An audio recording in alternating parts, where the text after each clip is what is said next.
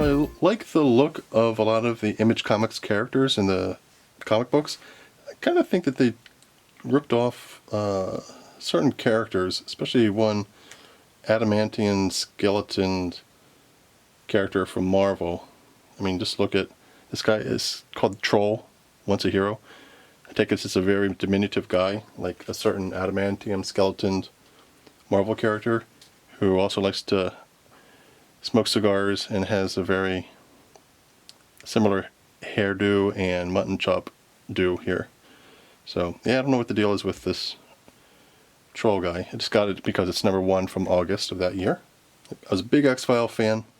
Loved it from the beginning up until they got rid of Duchovny and Gillian Anderson and introduced Robert Patrick and the other woman.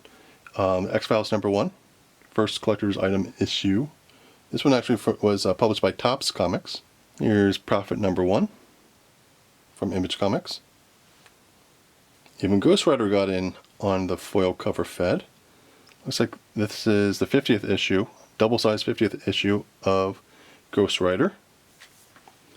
So what this one is, I'll take it out, sure. It's open already, so I'll take it out. I was going to just explain it, but why don't I just show you? This one, as you can see here, it's a die cut. And it's a foil cover of the cover there. Can you see that? Can't really see that. That. There you go. It's this, but with red ink. Ghost Rider. There you go. You can see that's better. That's Ghost Rider 50th anniversary issue, or 50th issue. I kind of remember, I think it was Valiant that did a whole lot of these foil covers back then. This one is for a comic called Ninjak. I don't even think that I even opened it up, but you can see the foil cover there. It's very colorful, very shiny, very silvery. A whole lot of color there as the Ninjak is bursting through some sort of window there. Kind of nice. It's Ninjak #1, of course. That's probably the only reason I would have gotten it, because of the foil cover and because it's #1. Carnage from Spider-Man got his own comic book. And of course it's foil enhanced. It's #1 from February, or whatever year that was. But you can see here's the red foil enhancement of the Carnage cover. Cadillacs and Dinosaurs #1. It says, now we're appearing Saturday mornings on CBS. I've been watching this on, I'm not exactly sure how you pronounce it, but it's either Tubi or Tubi, the app. We can watch movies for free, but the cartoon show is on there right now. I watched a couple episodes already. Fun show. Aliens vs. Predator Duel. It's 1 of 2.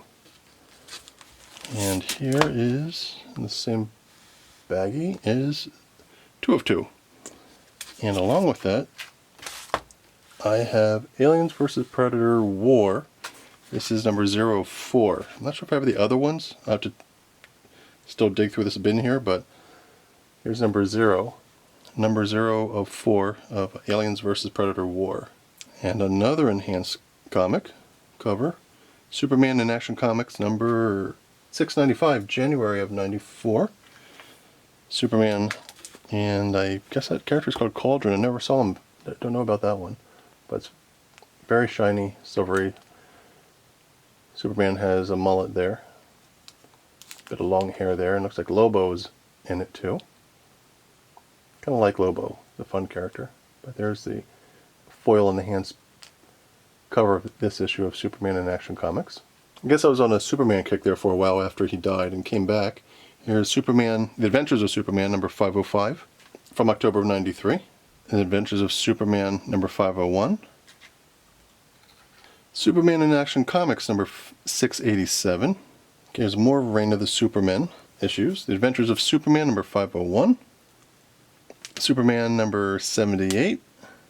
Here's Superman in Action Comics number 687, another one. And Superman, the Man of Steel number 22. Here's another version of The Adventures of Superman number 505. This one has a hologram foil cover to it. Has a kind of a fireworks display over the Daily Planet there. Superman in the foreground. But yet another 90s foil cover. Batman number 446. He's fighting some sort of commie bad guy. Batman number 447. He's on the cover of a Russian newspaper there. Here's the Batman Adventures based on Batman the Animated Series, number 1. This is from October of 1992.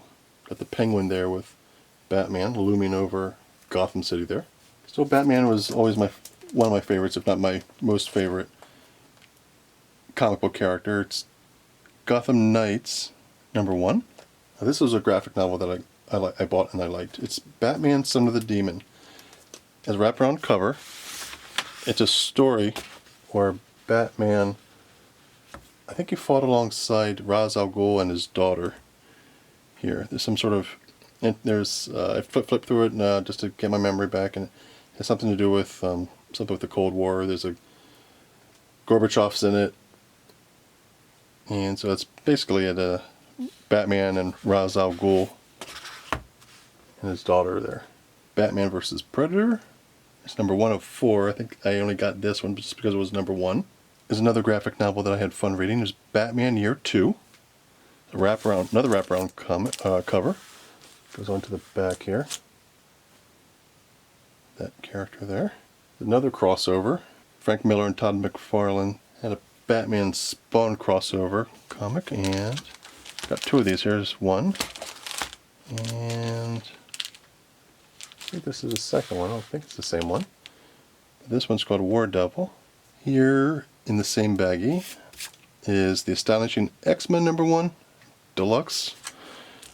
Enter Now the Age of Apocalypse. And the other one I have in here is the number 1 issue of X-Men Deluxe, X-Man. The Age of Apocalypse Begins Now. And even Iron Man got a foil cover for his 64-page number 300 celebration. I guess appearance by War Machine. But this one is the gold and red on the cover here as foil. And while I'm at it, let's see. Even Hulk. This one being Hulk 2099 had a foil cover. Number 1. Green foil cover here. You can see that. There's an Image Comics number 1 of Vanguard. And here's a spin-off of Spawn called Violator number 1. I never really cared for the Spawn comics. I thought they were a little too violent, as you can see here. It's just a little too much for me. I'm fine with the Batman violence and some of the gun violence of some of the other comics, but yeah, Spawn was a little bit too much. Okay, here's another reason why I like the Image Comics. Bad Rock. They had 3 issues. I'm not exactly sure if it's the same month. There's 1A, 1B, and 1C. This picture pretty much epitomizes why I like the Image Comics. Big guys with big guns, and this girl is holding, no, this girl has her own gun. Got cyborg girls, hero chomping on a cigar. Pretty much what every teenage boy from the 90s liked. Here's a comic book, issue number 1 from Image Comics called New Men. Okay, odd name for a comic book series, but there you go. And I notice a lot of times in these Image Comics too, there's always, if you can't see here, there's a face here. It's kind of, it's like a big giant Yeti type of character. They all had, not all of them I guess, but a lot of them had a character. Not only did they have a character that had claws, big silvery claws that could slice whatever, they also had some big guy. There's always a big guy in the group. Here's Gen 13, the subtitle Bootleg, number 1. And I also got number 2, Gen 13 Bootleg. Looks like I got some comics just to get them because I got them because they were just number 1s. This one's called Venus Wars 2, number 1. Looks like it's an anime one from Dark Horse Comics.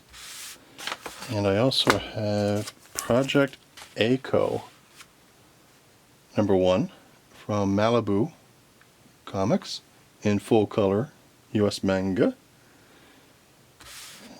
What else did I get? I got these thinking that they would actually be worth anything, but I don't think they are. I got Impact Comics The Fly, number 3. I got Impact Comics Legend of the Shield, number 1. I got Impact Comics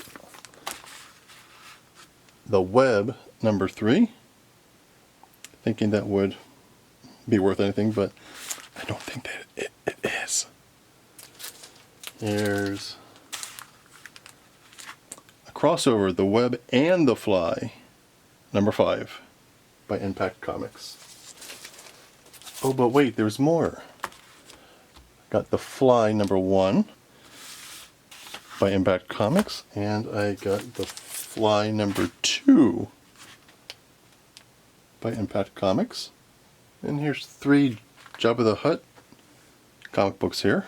Star Wars, Jabba the Hutt, The Hunger of Princess Nampi, Jabba the Hutt, The Dynasty Trap, and Jabba the Hutt, The Gar Sapoon Hit. Okay, I forgot about these. I forgot about this character, but I really liked this character way back when. She had a spot on the bumpers for the Sci-Fi Channel, back when the Sci-Fi Channel was actually good. It's Shishian. I think that's how you pronounce it. Has like a Japanese sound to it. This is issues 4, 5, and 6 of this short run that the artist Voltaire, by the name of Voltaire, had with her. But if you can look up Shishian on online, it's Chichian. Really cool look to her. She had a really cool look to her. Almost had like a kind of a gentle Aeon Flux kind of look to her. But anyway, I really like this character. I like the way that I like the look. It had like a post-apocalyptic feel to it. So